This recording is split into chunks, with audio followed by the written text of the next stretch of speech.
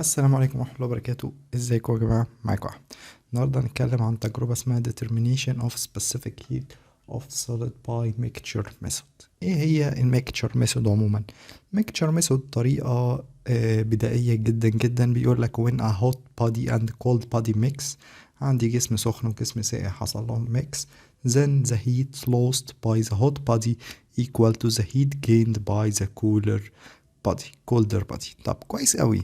ده معناه ايه؟ يعني انا لو عندي جسم سخن وجسم بارد وهحط خلاص، يعني خليت الجسم السخن والجسم البارد يعني يحصل ميكس بينهم وبين بعض، فكمية الحرارة اللي في الجسم السخن تبدأ تنتقل للجسم البارد لحد ما بيبدأ يحصل بينهم حالة اكوليبريم، يبقوا الاتنين نفس درجة الحرارة. طيب القانون الشهير بتاع الاماونت اوف هيت، كمية الحرارة، ده قانون احنا عارفينه. المفروض الكيو اللي هي اماونت اوف هيت بتساوي الام الماس في الاس السبيسيفيك هيت في الدلتا تي. الدلتا تي دي فرق درجات الحرارة اللي هو قبل ثم ايه بعد، يعني انت بتشوف بقى ايه الفرق ما بين درجات الحرارة. طب دي لو كانت لوست، لو هي بتبقى ايه قبل بماينس بعد، لكن هي لو جيند فهي بتبقى بعد ماينس ايه قبل، يعني تي 2 ماينس تي 1 in case of ان الانرجي بتاعتك دي جيند. طب in case of الانرجي بتاعتك lost فهي تبقى تي 1 ماينس ايه التي 2. حلو قوي. ايه بقى السبيسيفيك هيت دي؟ حد عارف ايه هي؟ السبيسيفيك هيت هي الاماونت اوف هيت necessary to raise the temperature of 1 gram of substance 1 a degree Celsius. السبيسيفيك هيت دي يا جماعة بتدبند على الماتيريال، يعني كل ماتيريال وليها سبيسيفيك هيت. الألمونيوم غير الكبر غير الايرن، كل حاجة وليها السبيسيفيك هيت بتاعتها. تجربتنا سهلة جدا جدا. بتقول لك لو انا عندي مثلا هيتر هنا كده وبيسخن شوية مية، وشوية المية دول محطوط فيهم تيوب. التيوب دي جواها ايه؟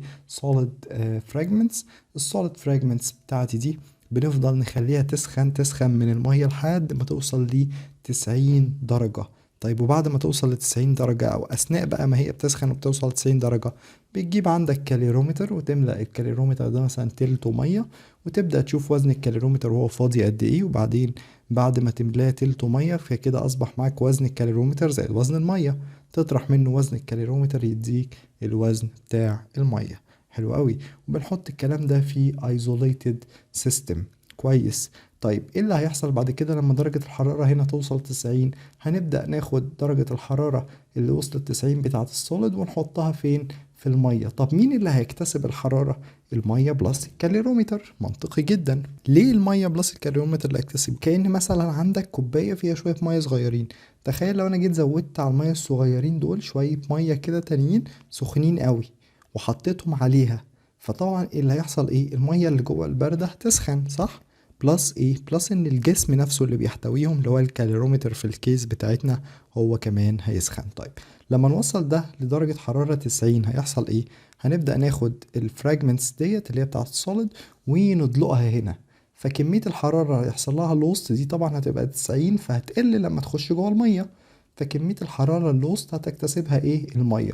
نبدأ بعد كده نشوف درجة الحرارة بتاعت المية والفراجمنتس والكاليرومتر اللي هو في الآخر خالص أصبحت درجة الحرارة كام. هنلاقي طبعا ان درجة الحرارة زادت نتيجة ان انا كنت حاطط 90 درجة مئوية حطيتهم هنا في شوية مية، فطبيعي درجة الحرارة هتزيد. طيب الانرجي لوست بتاعتي اللي هي quantity of heat lost by solid fragments دي هتنتقل لمين؟ هتنتقل للووتر والكاليرومتر زي ما احنا عرفنا. حلو قوي. معناها ان الام اس في الاس سي اس، الاس اس دي اللي هي ايه؟ سبيسيفيك هيت بتاعت السوليد بتاعي اللي انا معرفوش في ايه بقى. هنا دي لوست يبقى تي انيشيال ماينس تي فاينل. حلو قوي. طب التي انيشيال بتاعتي كام؟ وصلناها ل 90 درجة، ناقص التي فاينل هنا كام؟ تي فاينل لما حطيناه مع ايه؟ مع المية، يعني بعد ما حطيناه مع المية ووصل بقى درجة حرارة في النهاية كام؟ ده اللي هنعرف فيه الكوانتيتي اوف هيت بتاعة الووتر زائد الكوانتيتي اوف هيت بتاعة كاليرومتر. فهيبقى عندي الماس بتاعة الووتر في السبيسيفيك هيت بتاعة الووتر زائد الماس بتاعة الكاليرومتر في السبيسيفيك هيت بتاعة الكاليرومتر في نفس فرق درجات الحرارة. ليه نفس فرق درجات الحرارة؟ يعني انا لو وزعت دي هنا ودي هنا هيديني، لو دي دخلت على دول يبقى ده كوانتيتي اوف هيت ايه؟ اوف ووتر. لو دول دخلوا هنا يبقى دي كوانتيتي هيت اوف كاليرومتر. طب ليه الاتنين نفس درجة الحرارة؟ لان قلنا يا شباب ان احنا بنعتبر ان الاتنين بيوصلوا لنفس درجة الحرارة، لانه طبعا الكاليرومتر حاجة جود كوندكتور اوف هيت، فان هي خلاص يعني اول ما المية بتسخن الكاليرومتر تلقائي بيسخن، كأن انا عندي صينية كده، او مش صينية، كأن عندي كنكة ألمونيا كده بسخن فيها شوية مية، فأول ما بتسخن المية الكنكة الألمونيا بتسخن على طول، مفيش أي عازل للحرارة. حلو قوي. طب يبقى التي 2 هي ايه؟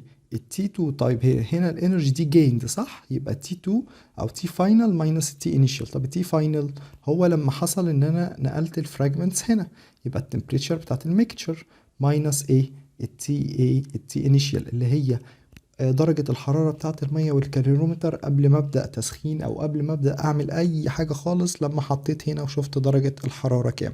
طيب ممكن أقسم بقى على هنا وأجيب السبيسيفيك هيت بتاعة السوليد فراجمنتس بتاعتي، فيبقى عندي الام ووتر في السبيسيفيك هيت بتاعة الووتر زائد الام كالوريمتر في السبيسيفيك هيت بتاعة الكالوريمتر في فرق درجات الحرارة اللي هي تي 2 ماينس تي 1. واتفقنا ان تي 2 دي هي التمبريتشر بتاعة الميكتشر بعد ما حطينا السوليد فراجمنتس وقلبناهم تقلبتين تلاتة، وبصينا فرق درجات الحرارة كام. وهنا قبل ما نحط السوليد فراجمنتس بتاعتنا على الام بتاعت السوليد في 90 ماينس التي بتاعت الميكشر. ليه 90؟ لان انا قلت هنا ان احنا وصلنا السوليد بتاعنا لايه؟